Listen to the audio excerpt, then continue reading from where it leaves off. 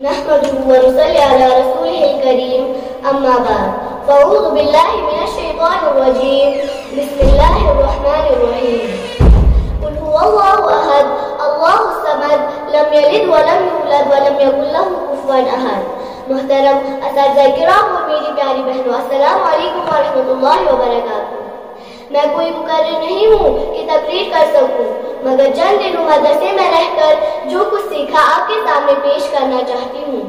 اسے غور سے سنیے۔ میں نے ابھی آپ کے سامنے قرآن پاک کی ایک سورت کی تلاوت کی ہے، جس کا مطلب و مفہوم یہ ہے کہ اے نبی صلی اللہ علیہ وسلم کہہ دو کہ اللہ ایک ہے، اللہ بے نیاز ہے، اس نے نہ کسی کو جانا اور نہ وہ جانا گیا، اور کوئی اس کا ہمسر نہیں۔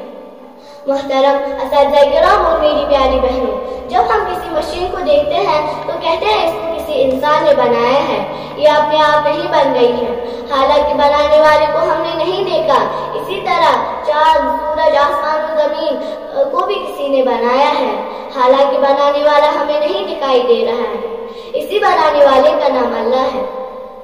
اسی طرح کسی اسکول میں دو پرنسپل ہو تو اسکول کا نظام نہیں چل سکتا، پہلا کچھ اور حکم دے گا، دوسرا اس کے خلاف کچھ اور حکم دے گا۔ اسی طرح کسی گاؤں میں دو پردھان ہو تو گاؤں کا نظام نہیں چل سکتا۔ اسی طرح اس پوری دنیا کی بھی دو یا دو سے زیادہ خدا نہیں،